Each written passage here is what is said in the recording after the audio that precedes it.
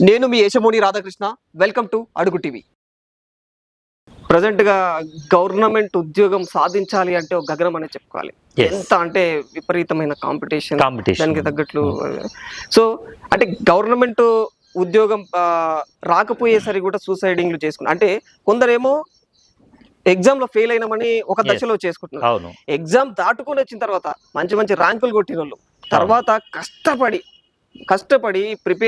Government ఎగ్జామ్స్‌కి prepare అయిన తర్వాత కూడా అవును. చివరి దశలో ఏదో ఒకసారి అంటే ప్రయత్నించాలి కదా! ప్రయత్నించకుండానే ఏదో ఒక దశలో ఏదో ప్రాబ్లమ్ వచ్చిందని చెప్పి అవును. సూసైడ్‌లు చేసుకుంటున్నారు. మరి ఇలాంటి సో, ప్రభుత్వ ఉద్యోగం రాకపోతే సూసైడ్ చేసుకోవడము, లేకపోతే ఏదైనా ఒక సబ్జెక్ట్‌లో ఫెయిల్ అయితే సూసైడ్ చేసుకోవడము, అవును. ఇంకేదో ఒక చిన్న వ్యాపారంలో నష్టం వచ్చిందని సూసైడ్ చేసుకోవడము ఇది కరెక్ట్ కాదు. హ్మ్. ఎందుకంటే లైఫ్ అంటేనే ఎట్లుంటుంది అంటే అప్ అండ్ డౌన్స్ కంపల్సరీ ఉంటాయి. కంపల్సరీ.